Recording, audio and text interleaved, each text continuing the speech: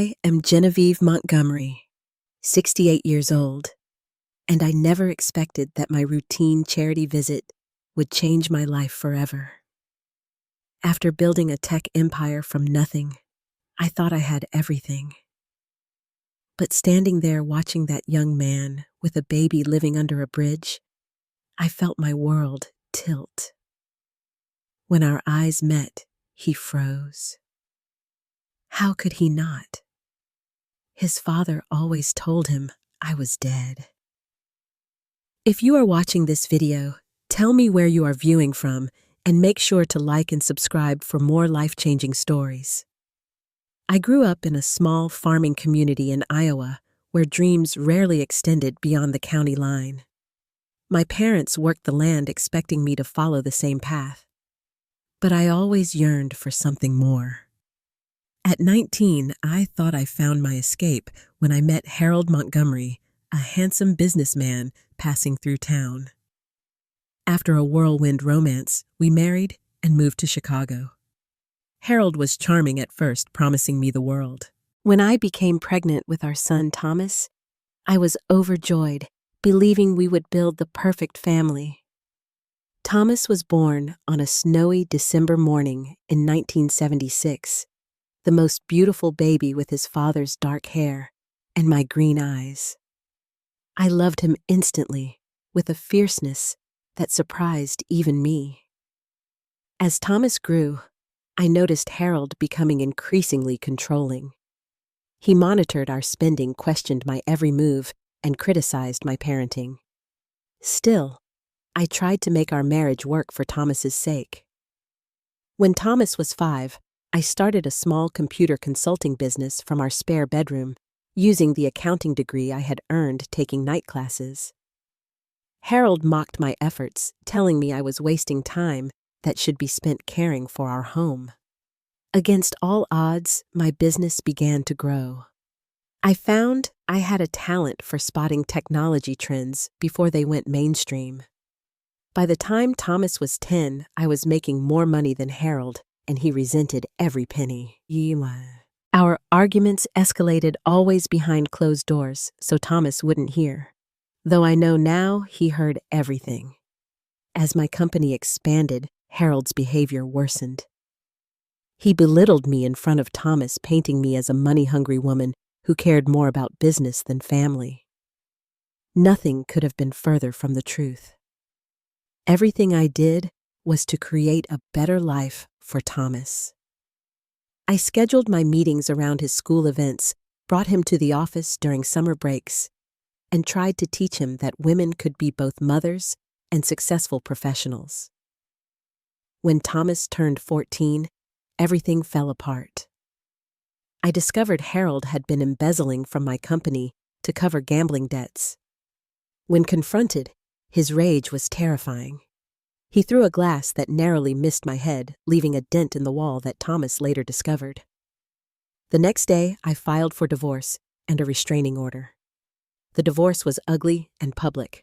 Harold hired an expensive attorney who portrayed me as a cold, calculating businesswoman who had abandoned her family responsibilities. Harold told Thomas horrible lies about me having affairs with business partners, about me wanting to send him to boarding school to get him out of the way.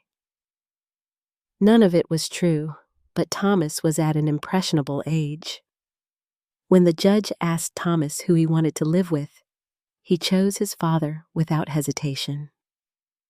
I will never forget the cold look in my son's eyes, so like his father's in that moment. It felt like my heart was being torn from my chest. I tried everything to maintain a relationship with Thomas. I called daily until he stopped answering. I sent letters that were returned unopened. I attended every school function sitting in the back, watching my son grow up from a distance. Harold had poisoned him completely against me. My company continued to thrive, eventually becoming Montgomery Tech Solutions. We pioneered security software that every major corporation wanted. Money poured in, but success felt hollow without my son to share it with. The last time I spoke to Thomas was at his college graduation. I attended despite not being invited, desperate for just a moment with my son. I managed to approach him after the ceremony, offering congratulations and a check to help him start his adult life. "I do not need your blood money," he said, tearing the check into pieces. "Dad told me everything. How you cheated on him. How you cared more about your precious company than your family. How you tried to buy his silence during the divorce. You are dead to me." He walked away, leaving me standing there, holding torn pieces of paper and broken dreams. That was 23 years ago. I threw myself into work and philanthropy, creating foundations for single mothers and homeless families. I thought helping others might fill the void left by Thomas, but it never quite did. 3 years ago, I started a more hands-on approach with my homeless outreach program, making personal visits to shelters and encampments. My staff thought I was crazy to walk into potentially dangerous situations, but I felt compelled to see firsthand the difference my money was making.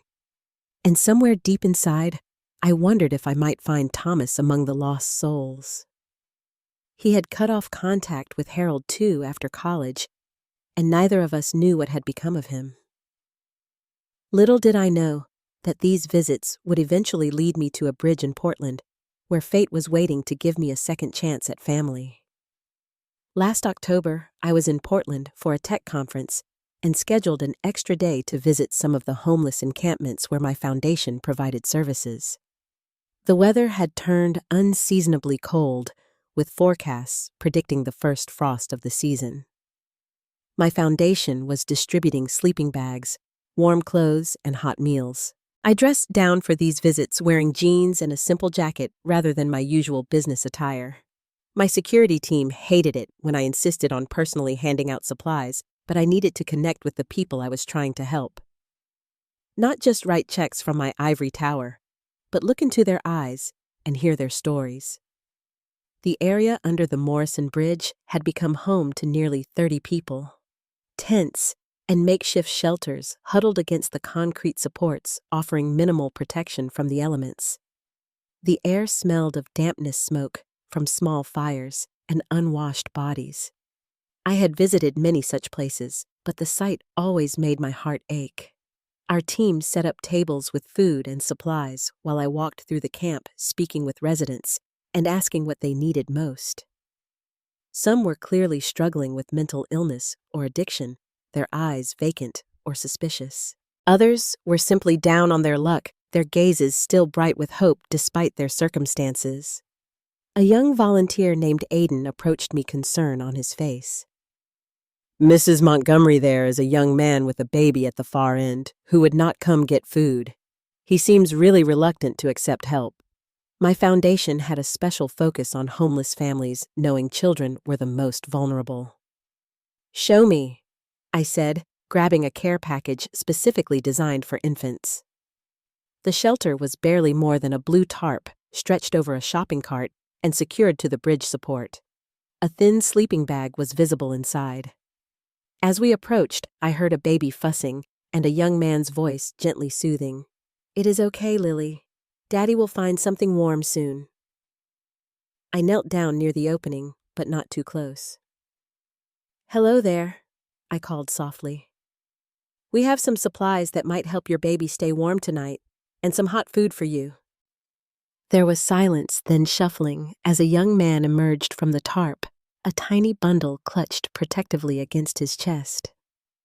He looked to be in his early 20s, with dark circles under his eyes and several days of stubble on his face.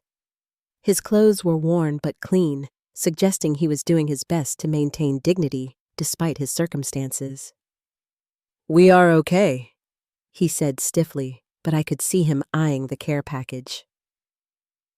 "The temperature is dropping tonight," I said. "The baby will need extra warmth." I held out the package. "There are diapers, formula baby food, and a thermal blanket inside. No strings attached." He hesitated, then reached for the package with his free hand. As he did, I caught a glimpse of his face in better light, and something about his features made my heart skip a beat. Those eyes, the shape of his jaw, they were so familiar.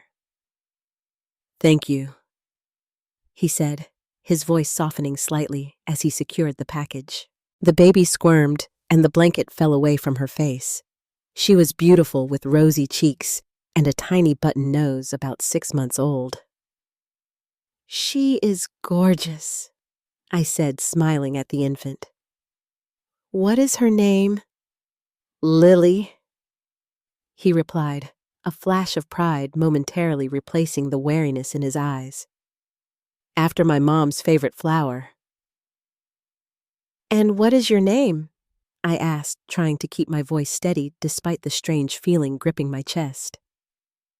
"Jackson," he said after a pause. "Jackson Williams." Williams, my maiden name. The name Thomas would have had no reason to use unless... My mouth went dry.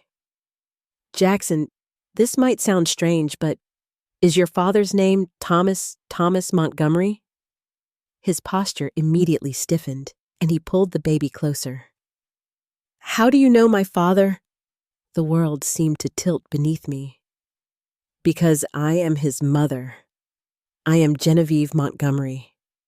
Jackson's face drained of color. He took a step back, nearly tripping over the tarp. "That is not possible. My grandmother died before I was born. My dad told me she died in a car accident." My legs felt weak.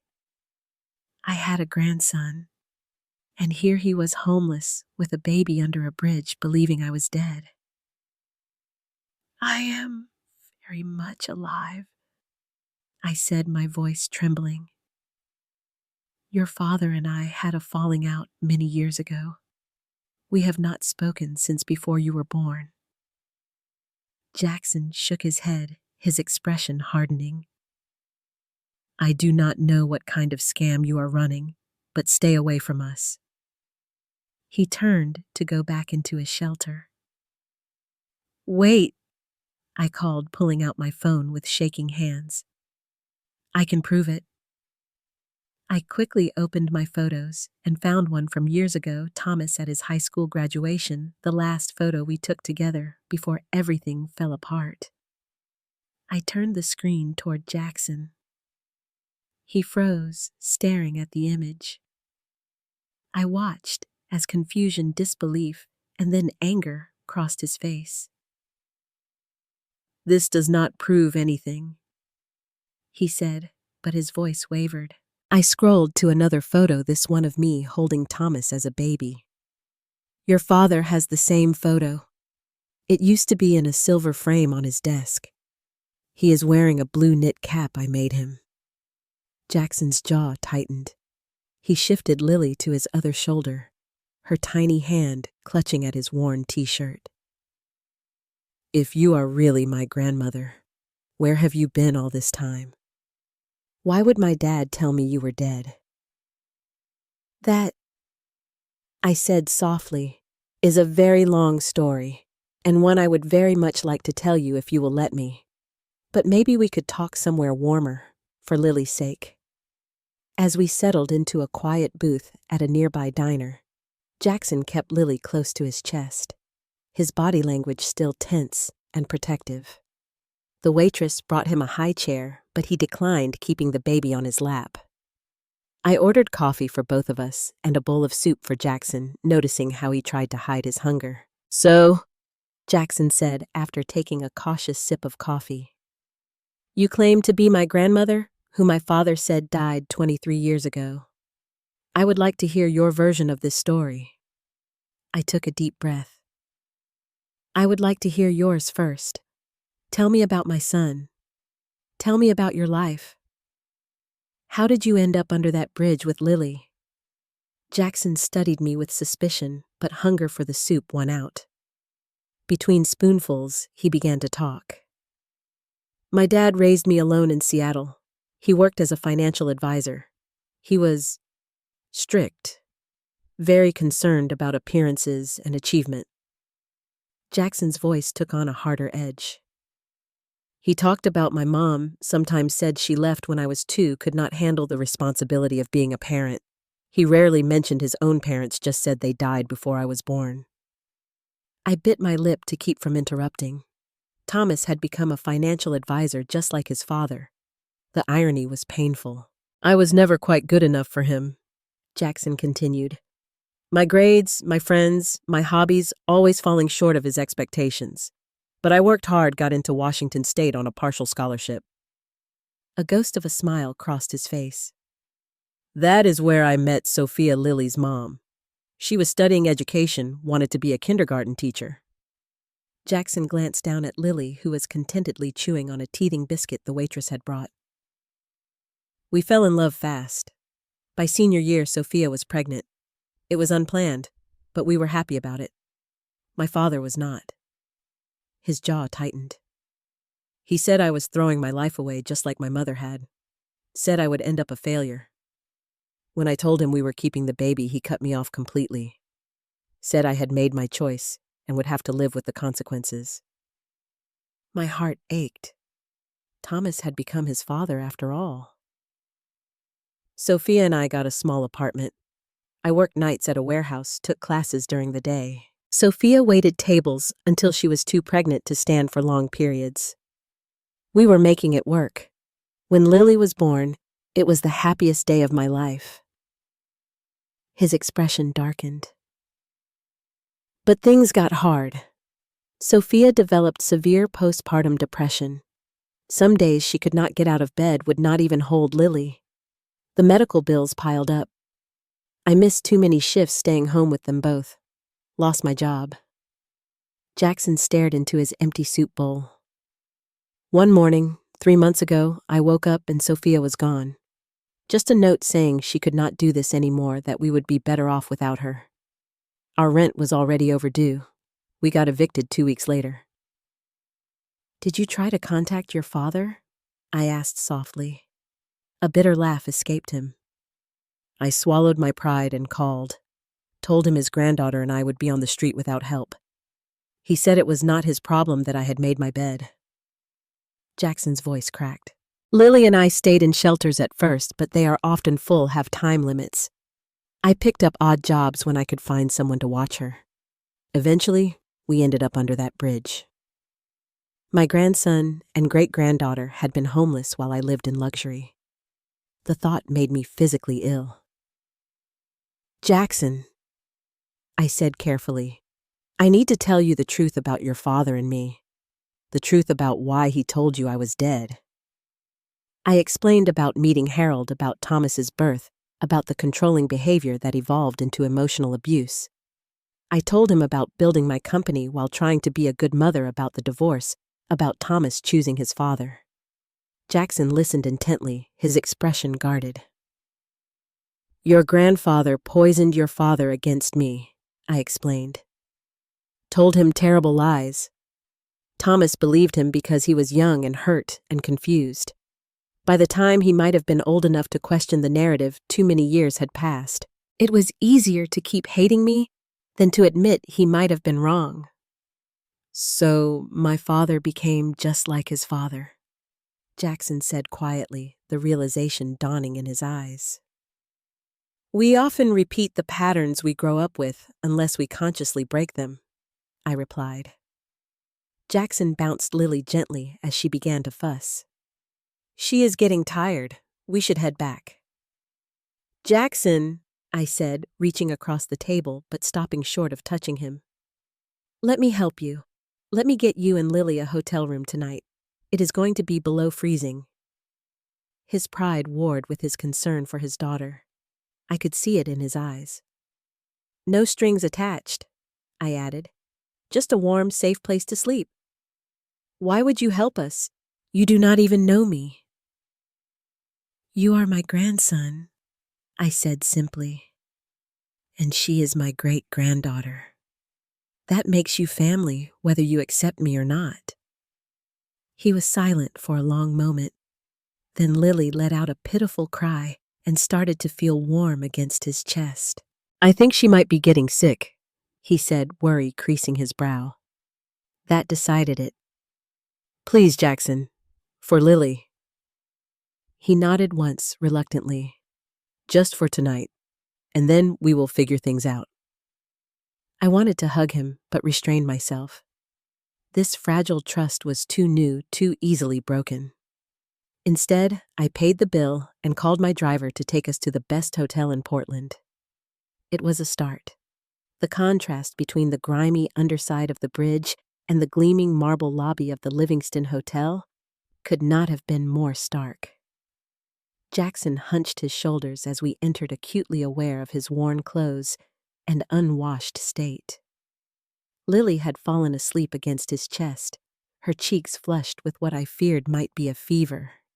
I approached the front desk with confidence long accustomed to the deference wealth commands.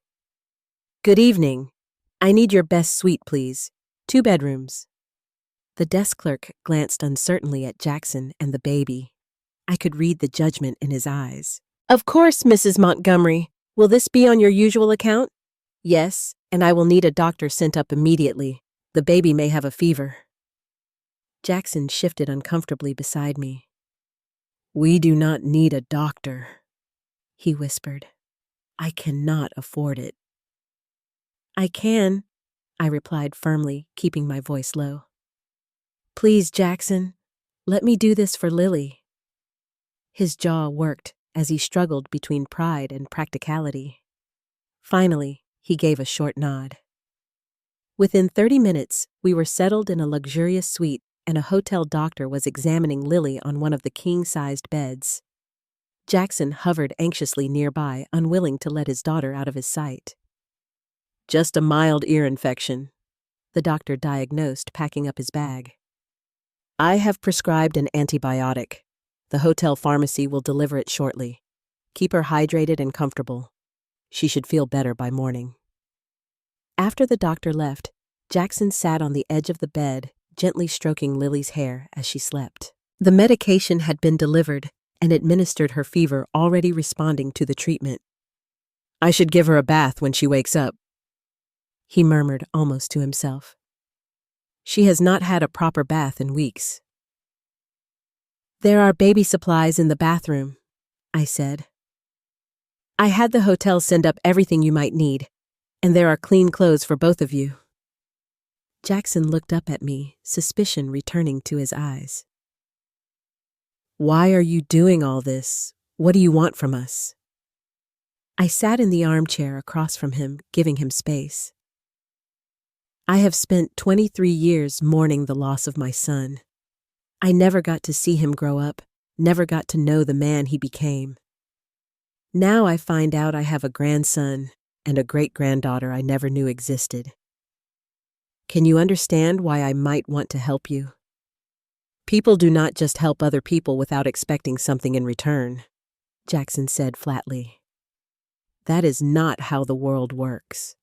It broke my heart to hear such cynicism from someone so young. What kind of life had he led to believe this so firmly?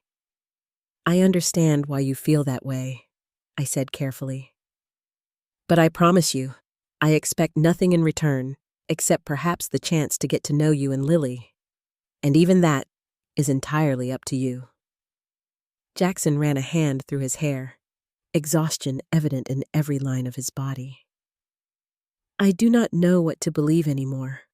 My father always said my grandmother died before I was born, that my mother abandoned us because she was selfish and immature, that I would never amount to anything because I was too much like her." His voice cracked. "And now, I am homeless with a baby." Maybe he was right. "He was wrong," I said firmly. "About all of it. I am clearly not dead. And from what I can see, you are a devoted father doing everything possible for your daughter under impossible circumstances. That does not sound like failure to me. That sounds like strength." Jackson blinked rapidly, looking away. "You do not know me." "I would like to," I replied simply. A long silence stretched between us, broken only by Lily's soft breathing. "I should shower while she is sleeping," Jackson finally said. I cannot remember the last time I had a hot shower. Of course, take your time. I will stay right here and watch over Lily. He hesitated, clearly uncomfortable with leaving his daughter with a virtual stranger, even one claiming to be family. I will sit right here in this chair, I promised. I will not even touch her unless she wakes up distressed. You can leave the bathroom door open if you want to hear everything. After another moment of indecision, Jackson nodded and grabbed the clean clothes I had ordered for him. 15 minutes, he said. That is all I need. While the shower ran, I watched my great-granddaughter sleep. She was beautiful with long eyelashes resting against her flushed cheeks. I could see Thomas in her features and perhaps a hint of myself in the curve of her mouth. Family.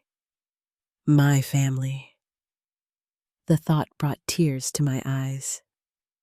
Jackson emerged from the bathroom looking like a different person. Clean-shaven hair, damp and combed, dressed in new jeans and a simple gray sweater that actually fit his tall frame. He checked on Lily immediately, then ordered room service at my insistence. As he devoured a proper meal, I saw him relax incrementally, the warmth and safety and food combining to lower his defenses slightly. Over dessert, I cautiously shared more about myself, my company, my philanthropy work. I showed him pictures on my phone of my home in New York, my foundation events, careful not to flaunt wealth, but to help him understand who I was. So you are actually rich, he said, eyeing me skeptically over his chocolate cake. Like private jet rich. I nodded. Montgomery Tech Solutions grew beyond anything I ever imagined. We developed security software that became industry standard. I sold the company 5 years ago, but retained significant stock options. And my dad never got any of that money. I tried, I said sadly. I set up a trust fund for him that he never accessed. I sent checks he returned. After he turned 25 and legally controlled the trust, he emptied it and donated every penny to charity just to spite me. At least that is what my lawyers discovered. Jackson shook his head in disbelief. Why would he do that? Why would he hate you so much? Your grandfather was very convincing, I explained. And sometimes, when we are hurt deeply as children, we build walls that become impossible to break down as adults. As the evening wore on, I could see Jackson fighting sleep. Finally, I stood up. You should rest. It has been an overwhelming day. We can talk more tomorrow. To my surprise, he nodded without argument, clearly at the limits of his endurance. He carefully moved Lily to the center of the bed and curled protectively around her, both fully clothed atop the covers, despite the comfortable pajamas I had ordered. The second bedroom is prepared if you prefer privacy, I offered. We will stay together, he mumbled, already half asleep. I nodded and turned down the lights. Good night, Jackson. Sleep well. As I closed the door to my own room, I heard him whisper, Thank you. It was a small victory, but I would take it. The next morning, I woke to the sound of Lily's happy babbling and Jackson's gentle responses. Following the voices, I found them in the suite's living room, where Jackson was feeding Lily breakfast from the room service tray. Good morning, I said, keeping my distance to avoid intruding on their routine. How is she feeling? Jackson looked up, traces of yesterday's wariness still present but somewhat diminished. Better. The medicine helped. Her fever is gone. I am glad to hear it. I poured myself coffee from the carafe on the table. Did you sleep well? Jackson nodded, returning his attention to Lily. First real bed in months. I almost forgot what that felt like. He hesitated, then added, Thank you for last night, for helping with Lily. You do not need to thank me, I replied, sitting down across from them. Jackson, I would like to make you an offer, but I want you to know you are free to say no, and I will still help you find a safe situation here in Portland. His body tensed immediately. What offer? I would like you and Lily to come stay with me at my home in New York. Just temporarily until you can get back on your feet. I have plenty of space, and you would have your own wing of the house for privacy. Jackson's spoon paused halfway to Lily's mouth. New York. That is across the country. I know it is a lot to ask. You have no reason to trust me, but I have resources that could help you rebuild your life much faster than you could here starting from nothing. He set the spoon down, wiping Lily's chin with a napkin. Why would you invite strangers into your home family or not? You do not know us. I know enough, I said simply. I know you are a loving father doing his best in impossible circumstances. I know you are my grandson, and I know I have spent too many years without family. Jackson picked Lily up and began pacing the room, bouncing her gently as he thought. I cannot just leave. I should try to find Sophia. She is not well, but she is Lily's mother. And I have been picking up work when I can. Some people are expecting me. I recognized the excuses for what they were not genuine obstacles, but expressions of fear. We can look for Sophia from New York. I have resources to help with that too. And any work contacts can still reach you by phone. He stopped pacing and faced me. This is crazy. Yesterday, I was living under a bridge, and today, you want me to fly across the country with you. I know it sounds sudden, I acknowledged. But sometimes life presents unexpected opportunities. Sometimes a leap of faith is required. Jackson looked down at Lily, who was contentedly playing with his shirt button. I need to think about this. Of course, take all the time you need. Just then, Jackson's phone rang, an old model with a cracked screen. He checked the caller ID and his face paled. It is my father. Do you want to answer it? Jackson hesitated, then nodded. I should. He rarely calls. He stepped onto the balcony for privacy, closing the door behind him. Through the glass, I watched my grandson's face harden as he spoke.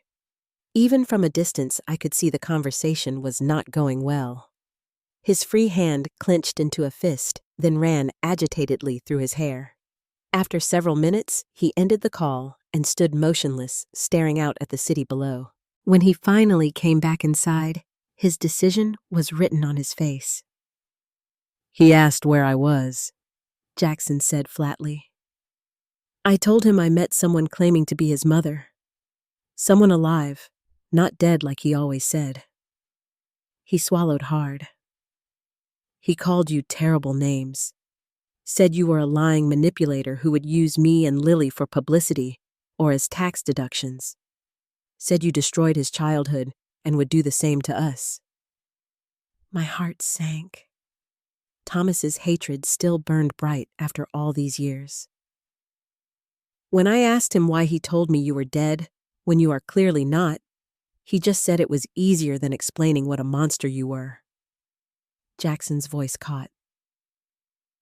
When I pressed him, he got angry, said I had to choose. If I had anything to do with you, I was no longer his son. Jackson, I am so sorry. I never wanted to come between you and your father. He shook his head. The thing is, he has been giving me that ultimatum my whole life. Do what I say, or you are not my son. Be who I want, or you are not my son. And now, even when Lily and I were homeless, he would rather cut me off completely than admit he lied about you. Jackson looked down at Lily, then back at me with new resolve in his eyes. I will come to New York with you. Not because I trust you completely yet, but because I need to know the truth. And because she deserves better than a tent under a bridge. Relief and joy flooded through me. You will not regret this, Jackson. I promise. I am taking a huge risk, he said seriously. If you are not who you say you are, if this is some kind of weird scam or game we have nowhere else to go. I understand, and I will do everything in my power to prove you can trust me. He nodded once, decision made. When do we leave? Today, if that works for you. My jet is at the airport. His eyebrows shot up.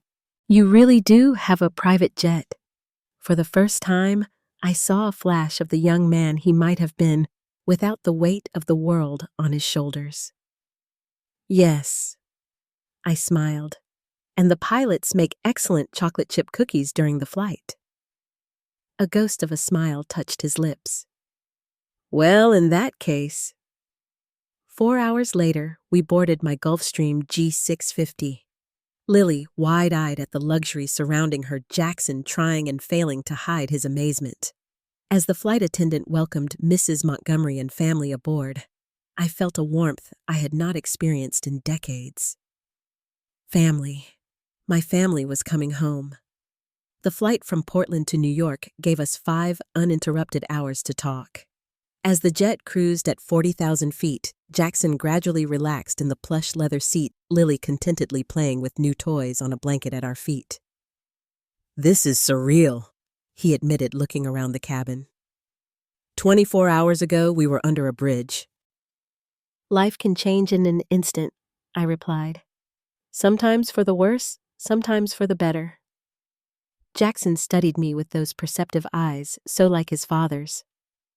Tell me about your company. How did you go from a small consulting business to all this? He gestured at our surroundings. I shared the story of Montgomery Tech Solutions, how I spotted a gap in the market for corporate security software in the early days of widespread internet adoption. How I mortgaged everything to hire the right developers. How our first major contract with a Fortune 500 company led to dozens more. By 1998, we were the industry leader in corporate network security. By 2005, every major bank in America used our systems. I took the company public in 2008, right before the financial crash. I smiled ruefully. Timing was never my strong suit. But you survived? More than survived. During economic uncertainty, security becomes even more important to corporations. We thrived. By the time I sold my controlling interest 5 years ago, Montgomery Tech was valued at over $4 billion. Jackson let out a low whistle. And my father wanted nothing to do with any of it. Pride is a powerful force, I said sadly. As is anger. Thomas was determined to make it entirely on his own, to prove he did not need me or my money. Lily began to fuss, and Jackson immediately scooped her up. She needs a diaper change, he said, standing. The lavatory has a changing table, I offered, and there are fresh supplies in the cabinet. While Jackson tended to Lily, I reflected on how natural he was with her, how attuned to her needs despite their difficult circumstances. When they returned, Lily was babbling happily. She likes flying, Jackson said with the first genuine smile I had seen from him. The engine noise soothes her. Jackson, I ventured carefully. Would you tell me more about Sophia, about what happened? His smile faded. Sophia Hart. We met sophomore year in Psychology 101. She sat next to me and borrowed a pen. Never gave it back. A bittersweet expression crossed his face. She was studying to be a teacher, loved kids, had this infectious laugh that could light up a room. He bounced Lily gently. When she got pregnant, she was scared but excited. Started reading every parenting book she could find. Painted the nursery herself in our tiny apartment.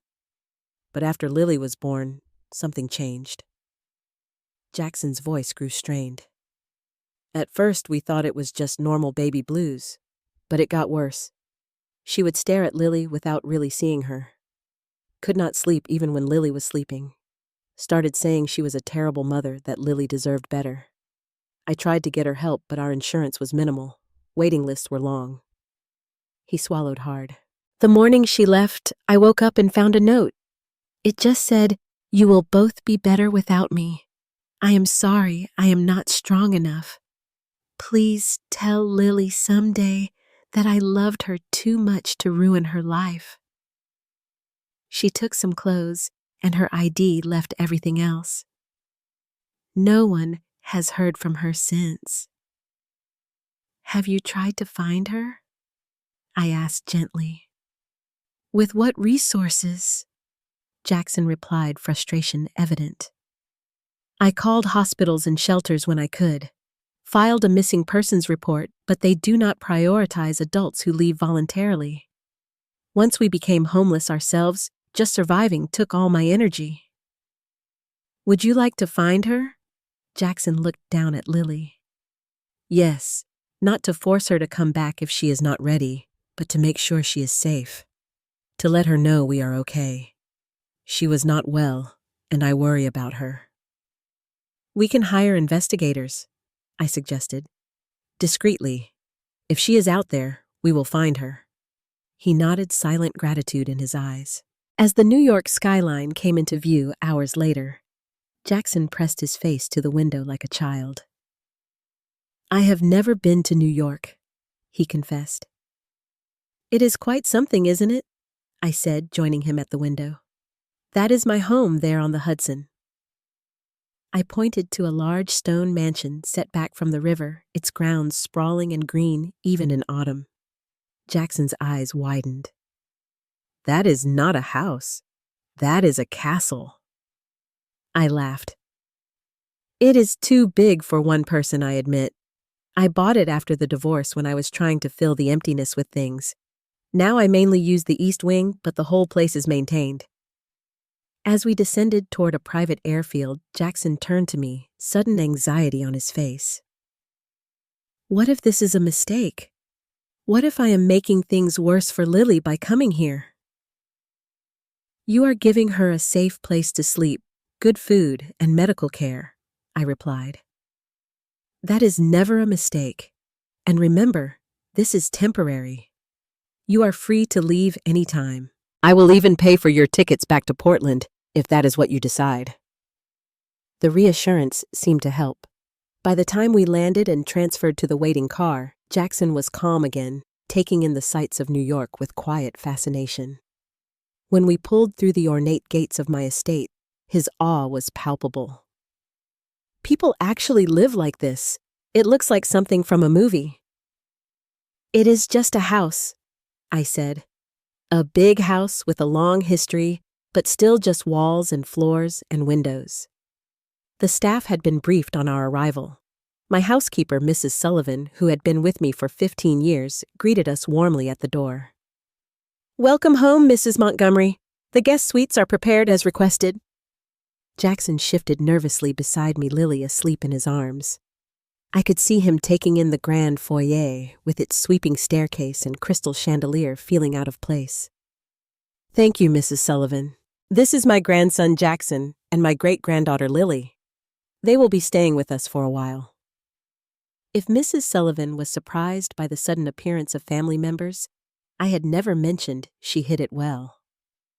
"Wonderful to meet you both. There is a crib and changing table set up in your suite and a fully stocked refrigerator. Is there anything special you need for the baby?" Jackson shook his head, clearly overwhelmed. "No, thank you. You have done enough already." I led them through the house to the west wing, which I had rarely used in recent years. The guest suite I had prepared was actually 3 connecting rooms, a master bedroom with an adjoining nursery and a comfortable sitting room. "This will be your space," I explained. "Completely private. The door has a lock if you want to use it. The kitchen is down the hall, though. Meals are served in the main dining room at 8, 1, and 7 if you would like to join me." Jackson walked through the rooms in silence, taking in the elegant furnishings, the plush carpet, the large windows overlooking the garden. "This is larger than our entire apartment was," he finally said. "Lily could learn to crawl here without bumping into anything." "I hope you will be comfortable," I said. "There are new clothes in the closets for both of you. Nothing fancy, just basics and what I hoped would be the right sizes. Feel free to tell Mrs. Sullivan if anything does not fit, or if you need anything else. Jackson gently laid Lily down in the crib, covering her with a soft blanket. She stirred, but did not wake exhausted from the journey. I will give you time to settle in, I said, moving toward the door. Dinner is in 2 hours, but if you are too tired, I can have trays brought up. Genevieve, Jackson said, stopping me. It was the first time he had used my name. Thank you.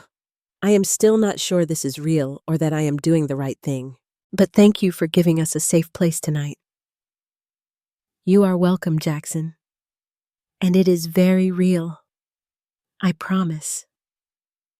As I closed the door behind me, I felt a hope I had not experienced in decades. My family was under my roof. It was more than I had ever dared to dream. The next morning, I found Jackson in the library, Lily playing on a blanket at his feet while he examined the shelves. Sunlight streamed through the tall windows, illuminating dust motes dancing in the air. Good morning, I said, keeping my distance. Did you sleep well? He turned, looking more rested than I had yet seen him. Better than I have in months. Lily only woke up once. I am glad to hear it. I gestured to the shelves. Do you enjoy reading? I used to, he admitted. Before, everything. I was an English major before switching to business to please my father. This small revelation delighted me. The library is yours to explore. My late husband had no interest in books, so every volume here I chose myself. Jackson pulled a book from the shelf. East of Eden. This was my favorite in high school. My father hated that I read fiction, said it was a waste of time. Fiction teaches us empathy, I replied. How to see the world through other eyes. That is never a waste. He returned the book carefully to its place. I found something last night, in the sitting room. His voice had changed, grown cautious. What did you find? He pulled a photograph from his pocket. This was in a drawer in the desk. It was a family photo from when Thomas was about 10, the three of us at the beach. Harold and I stood on either side of Thomas, all of us squinting in the sunshine, Harold's arm around my shoulders in what looked like affection, but I remembered as possession. That was Cape Cod summer of 1986, I said softly. One of our few genuinely happy family vacations. There were more photos in the drawer, Jackson continued. Dozens of them. All of my father at different ages. School photos, sports teams, even newspaper clippings of his high school debate championship. I swallowed hard. I kept track of him as best I could, from a distance. And these, Jackson pulled out several sealed envelopes, each addressed to Thomas in my handwriting, each marked "Return to Sender" in angry red letters. There must be 50 letters here, all unopened. 67, I corrected quietly. One for every birthday, Christmas, and major holiday for 18 years. After that, they all came back without even being opened, so I stopped sending them. Jackson stared at the envelopes. You tried to contact him all that time. I never stopped trying, even when it seemed hopeless. And these... He pulled out legal documents next, his expression hardening. My heart sank. He had found everything. Court records, I confirmed, from the divorce and custody hearings. They show you fought for custody, that you offered generous visitation to my grandfather, that you requested family counseling multiple times, which he refused. Jackson's voice had an edge now. They show you paid substantial child support, even though my grandfather was wealthy himself. I nodded, unable to speak past the lump in my throat. My father told me you abandoned him, that you chose your company over your family, that you did not want the burden of a child. Jackson's hands were shaking slightly. He said you never paid a dime in support, that his father raised him alone on a modest income. Your grandfather was very good at rewriting history, I said gently. And children believe what they are told by the parents they live with. Jackson set the documents on a nearby table. There are financial records, too. A trust fund in my father's name. Evidence of regular deposits until he turned 25. Millions of dollars he apparently donated to random charities. To spite me, I confirmed. He withdrew everything the day he gained legal control of the trust. Donated it all rather than use a penny of what he called my blood money. And this. Jackson pulled out one final document, his face pale. A second trust. In my name. Created the year I was born. I had wondered if he would find that. Yes. When I learned through business contacts that Thomas had a son, I established a trust for you. Even though I was told I was dead, even though I knew I would likely never meet you, I wanted to provide for you. Jackson stared at the document. This says there is over $5 million in this account. In my name. Accessible when I turn 25 or in case of emergency with trustee approval. Yes, you turn 25 next June, but as the trustee I can release funds now given your situation. He sank into the nearest chair, the papers clutched in his hand. This cannot be real. Why would you do this for someone you never met? Because you are my grandson, I said simply. Because family takes care of family, even from beyond the grave. Jackson looked up sharply at my attempt at humor, then to my surprise, let out a short, startled laugh. This is insane. Yesterday, I was worried about finding food for Lily. Today, I find out I am apparently a millionaire. The money is yours, I confirmed. No strings attached. It was always meant for you. He shook his head in disbelief. I need time to process this. Of course. Take all the time you need. Jackson gathered the documents carefully. I want to call my father. I need to hear his explanation for all these lies. I tensed.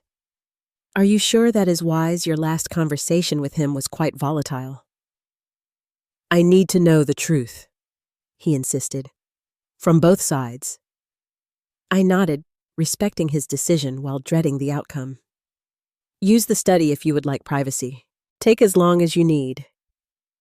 As Jackson left with Lily, I remained in the library, surrounded by the books that had been my companions through lonely years.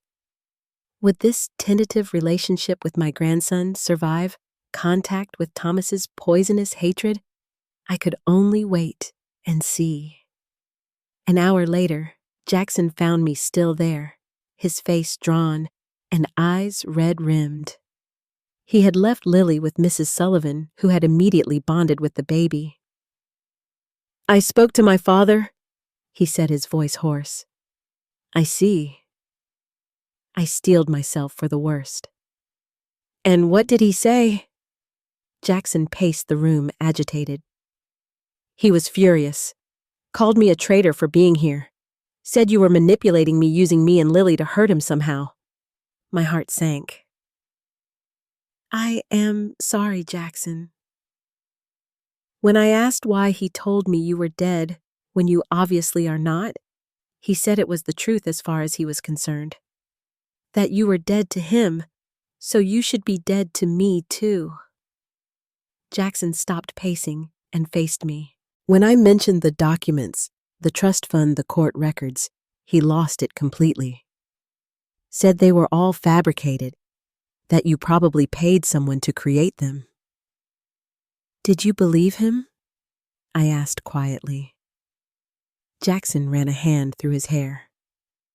I do not know what to believe anymore, but I know what I saw in those records. I know what I have experienced these past few days. And I know one thing for certain. What is that? My father gave me an ultimatum. Again. He said if I stay here with you, if I accept a penny of your money, I am no longer his son. He never wants to hear from me again. Jackson's voice broke slightly. Even when I reminded him that his granddaughter was homeless because he refused to help us, he would not budge. I felt sick that I had caused this rift, however unintentionally. Jackson, I never wanted to come between you and your father.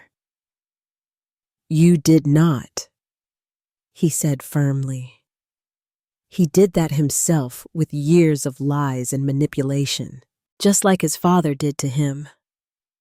Jackson straightened a new resolve in his eyes. I am not going to let that pattern continue. I am not going to let Lily grow up thinking her family members are dead when they are not. I am not going to cut people out of her life out of pride or spite. Relief washed through me. What are you going to do? Stay. For now, at least. Use the trust money to get back on my feet. Find our own place eventually. And he hesitated, then committed. Find Sophia. Lily deserves to know her mother if Sophia can get the help she needs. I think that is very wise, I said, careful not to show too much emotion lest I overwhelm him. And I will help however I can. Jackson nodded, decision made. There is just one thing. What is that? I want to do this right. I do not want handouts. I want to work to earn my way. The trust fund will help us get settled, but I need a job, a purpose. I smiled, recognizing the pride and determination so like my own. I think we can arrange that. My foundation is always looking for bright minds. For the first time, Jackson smiled fully, the weight of his father's rejection balanced against the possibility of a new beginning. Thank you for everything. It was a start, a fragile, tenuous start, but more than I had dared to hope for just days ago. 2 weeks passed quickly. Jackson and Lily settled into a comfortable routine, the luxury of the mansion becoming less overwhelming as they adjusted. Jackson spent hours in the library reading voraciously as if making up for lost time. Lily thrived with proper nutrition and care, her personality blossoming. She was crawling now, exploring her surroundings with endless curiosity. I tried to give them space while remaining available. It was a delicate balance, not wanting to overwhelm Jackson with attention after his years of estrangement from family. But gradually, he sought me out more often, joining me for meals, asking questions about my life, my business, even sharing stories from his childhood. After discussing options, Jackson decided to apply for a position with my foundation's housing security initiative, which worked to prevent homelessness before it occurred. His personal experience made him an ideal advocate, and his business background gave him the skills needed for the role. I had my interview today, he announced one evening as we had dinner on the terrace, Lily happily mashing sweet potatoes in her high chair. How did it go? I asked, though I already knew the answer from the foundation director. They offered me the job, he said, unable to hide his pride. Assistant Director of Outreach. I start next Monday. Congratulations, that is wonderful news. He smiled more relaxed than I had yet seen him. It feels good to have a purpose again, to know I can provide for Lily. You are going to be excellent at this work, I assured him. Your perspective is invaluable. Jackson nodded, then hesitated. There is something else I wanted to discuss with you. Of course. The investigators you hired to find Sophia, have they reported anything? I had been waiting for this question. Yes, actually. They located her yesterday. Jackson set down his fork, his full attention on me. Where is she? Is she okay? She is in a residential treatment facility in Seattle. She checked herself in 3 weeks ago for severe depression and anxiety. I watched his face carefully as I continued. The facility confirmed she is there voluntarily and is responding well to treatment. Jackson exhaled slowly, relief evident in every line of his body. Thank God. I have been so worried. The investigators gave her a message that you and Lily are safe and well. They did not pressure her, just let her know you were concerned about her. Did she respond? Jackson asked, vulnerable hope in his voice. I nodded. She asked if she could call you when she feels ready. The doctors think having that connection could be beneficial to her recovery, but they do not want to rush it. Jackson blinked rapidly, emotion threatening to overwhelm him. That is more than I dared hope for. Just knowing she is getting help, that she is safe. The facility is excellent, very progressive in their treatment approaches, and I hesitated. I have arranged to cover the costs of her care. The investigators discovered she was nearly out of funds. He looked up sharply. You did that for someone you have never met. She is Lily's mother, I said simply. That makes her family too, in a way. Jackson was silent for a long moment, then said quietly, Thank you. I do not know how I will ever repay you for everything. You do not need to repay me. Seeing you and Lily thrive is all the repayment I need. The next morning, Jackson asked if we could look for an apartment. I appreciate your hospitality more than I can say, he explained. But we need our own space eventually, somewhere Lily can grow up normally.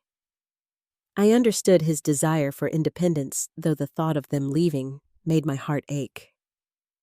Of course, though you are welcome to stay as long as you like.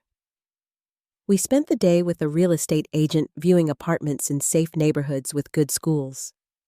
Jackson was practical and budget-conscious despite the trust fund looking for value rather than luxury. At the third property, a sunny 2-bedroom near Riverside Park, he turned to me with a smile. This one, it feels right. I agreed. The apartment was bright and spacious, without being ostentatious, within walking distance of good schools, parks, and his new office. That evening, as we celebrated the successful house hunting with ice cream on the terrace, Jackson surprised me. I have been thinking, he said hesitantly, about my father. I set down my spoon, giving him my full attention. What about him? I am not ready to give up on him completely.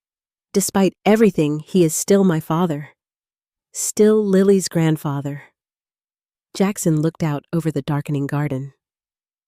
I thought maybe I could write to him, not expecting a response, just to let him know we are okay, to leave the door open, even just a crack. I swallowed against the sudden tightness in my throat. I think that is very generous of you. I learned from your example, he said quietly. 67 letters returned unopened, but you kept trying. Family is worth fighting for, I replied, even when it seems hopeless. Jackson nodded. Would you mind if I invited him to Lily's first birthday next month? He probably will not come, but I want him to know he is welcome. This is your home now, too, I assured him. You can invite whoever you wish. The truth was, the thought of seeing Thomas after all these years terrified me. But if there was even a chance of healing that relationship, I would face my fear.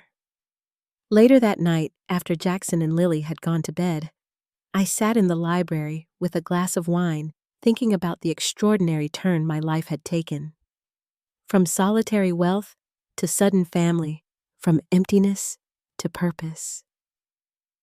The pain of Thomas's rejection was still there, a wound that might never fully heal. But now, there was joy too, and hope. A soft knock on the door interrupted my thoughts.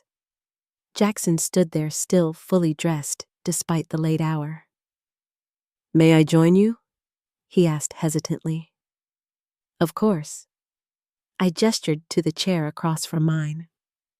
He sat fidgeting slightly. I could not sleep, too much on my mind. Would you like to talk about it? He nodded, gathering his thoughts. When you found us under that bridge, I was at my lowest point. I had failed at everything, at least in my own eyes. Failed Sophia by not getting her the help she needed. Failed Lily by not being able to provide for her. Failed myself by ending up homeless despite my education and opportunities. I started to protest, but he held up a hand. Please let me finish. That day I was considering something terrible, something unforgivable. His voice dropped to a whisper. I was thinking about leaving Lily at a hospital or fire station, somewhere safe, somewhere better than a tent under a bridge with a father who could not even feed her properly. My heart broke for the desperate young man he had been. Oh, Jackson. I convinced myself she would be better off, that someone would adopt her, give her the life I could not.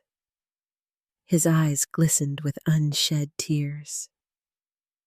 And then you appeared like some strange miracle, offering help when I was too proud and suspicious to accept it, persisting until I had no choice but to take that first step.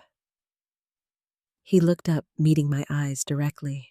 You saved us both that day, not just from the cold or hunger, but from a decision I would have regretted for the rest of my life. You saved yourself, I corrected gently, by being brave enough to accept help, to trust a stranger with an unlikely story. That took tremendous courage. Jackson shook his head. I was ready to give up. You showed me another way. He paused, then continued. I realized something today, looking at apartments, planning for the future. For the first time in my life, I feel like I belong somewhere. Like I have a family that accepts me as I am, not as someone wants me to be. I blinked back tears of my own. You do belong, Jackson. You and Lily both. I know we have only known each other a few weeks, he said hesitantly, and I am still processing everything that has happened. But I wanted you to know I am grateful for the second chance, for the truth, for everything. So am I whispered. So am I. We sat in comfortable silence for a while, the grandfather clock in the corner marking the peaceful moments. Finally, Jackson stood to go. Good night, Grandma, he said, testing the word. It was the first time he had called me that. The simple word filled my heart to bursting. Good night, Jackson. As he left, I remained in the library, tears flowing freely now. After decades of loneliness and loss, I had found my family again. Not in the way I expected, and not without pain, but perhaps all the more precious for the journey. 6 months passed, bringing remarkable changes for all of us. Jackson excelled in his role at the foundation, his first-hand experience with homelessness lending authenticity to his work. Lily celebrated her first birthday with a small party in the apartment Jackson had purchased, taking her first tentative steps across the living room floor, to the delight of everyone present. Sophia had completed her residential treatment program and was now in an outpatient therapy regimen. After many phone calls and video chats with Jackson, she had visited twice her interactions with Lily, carefully supervised by therapists. Her recovery was ongoing, her relationship with Jackson permanently changed, but she was slowly building a healthy connection with her daughter. As for Thomas, the invitation to Lily's birthday had gone unanswered. Jackson continued to send photos and updates, meeting rejection with persistent hope. I recognized my own stubborn optimism in him, the refusal to give up on family despite all evidence suggesting it might be futile. On a crisp October morning, exactly 1 year after I found Jackson and Lily under the bridge, Mrs. Sullivan interrupted my breakfast with unexpected news. There is a gentleman at the door, ma'am. He says he is your son. The teacup rattled in my hand as I set it down. Thomas is here. Yes, ma'am. Shall I send him away? No, I said, my heart racing. Please show him in.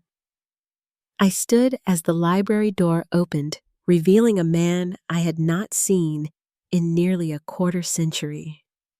Thomas Montgomery had his father's height and build, his hair now salted with gray at the temples.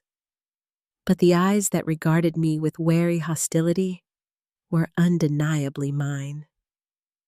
Thomas, I whispered, drinking in the sight of him. My son, my firstborn. Mrs. Montgomery, he replied formally. Or should I call you mother? It has been so long, I am not sure of the protocol. The coldness in his voice cut deep, but I refused to show it. Whatever makes you comfortable, please sit down. He remained standing, tension radiating from him. I am not staying. I came to see Jackson and Lily to make sure they are all right. They are more than all right, I assured him. Jackson is at work. He would be overjoyed to see you. Thomas's jaw tightened. I find that hard to believe after I cut him off. He is not like us, I said softly. He does not hold grudges. He has invited you repeatedly to be part of their lives. A flicker of something, perhaps regret, crossed Thomas's face. I needed to see for myself that he was not being manipulated or used. The accusation stung, but I kept my voice level. By me, you mean your son was living under a bridge with a baby when I found him. He now has a home, a career, and a future. Is that manipulation? My father said, your father lied. I interrupted, unable to contain myself any longer.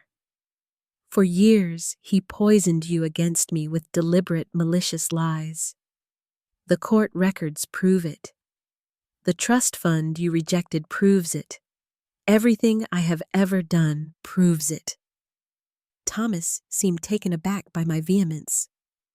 You abandoned us.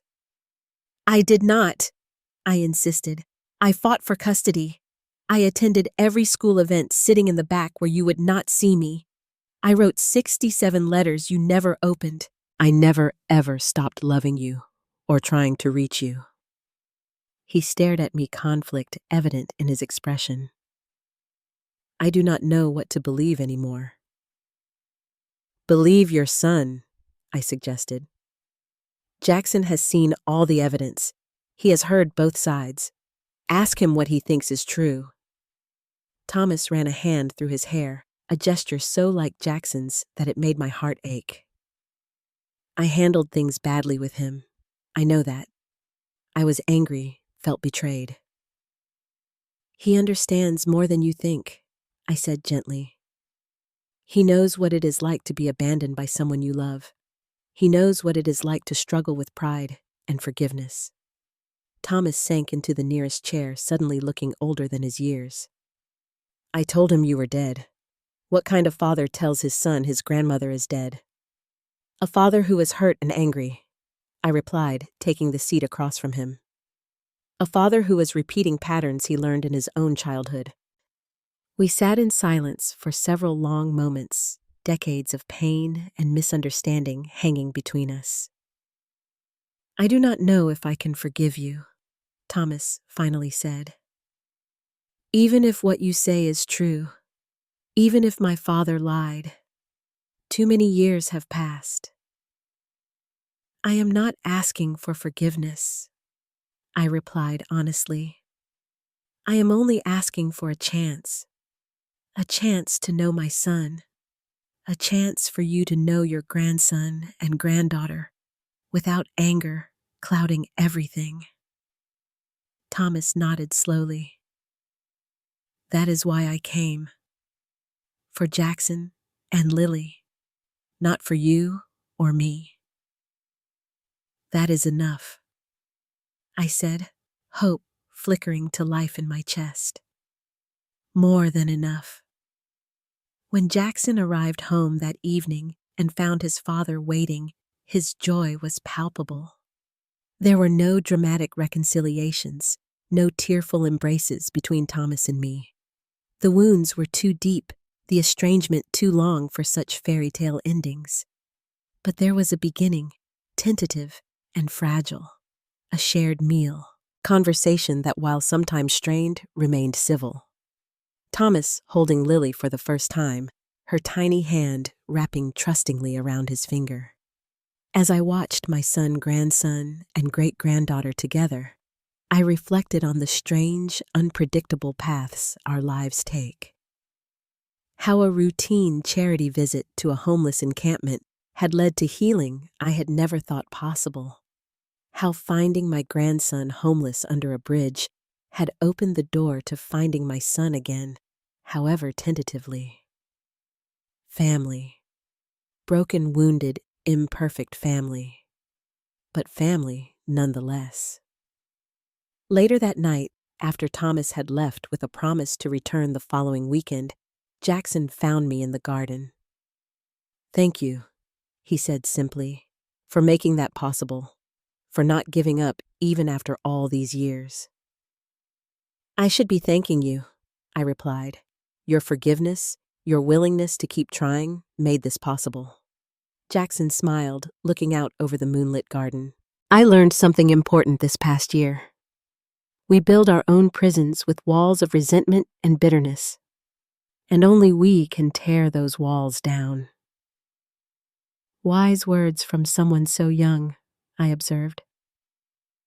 "I had a good teacher." He squeezed my hand. 67 letters. That is a special kind of stubbornness." I laughed softly. "Montgomery family trait, I am afraid. We are nothing if not persistent." As we walked back toward the house, I felt a profound sense of peace. The journey had not been easy. There would be challenges ahead, relationships to rebuild, trust to restore. But for the first time in decades, I felt complete. I had found my family again in the most unexpected place and the most unexpected way. Under a bridge in Portland, where a young man and his baby daughter huddled against the cold, I found not just my grandson, but my way back to life, to purpose, to love. What unexpected miracles have entered your life when you least expected them? Have you ever found family in surprising places? Share your stories in the comments below, and do not forget to like and subscribe if this journey touched your heart. Life can change in an instant sometimes for the worse, but sometimes wonderfully for the better. Thank you for being part of this journey with me.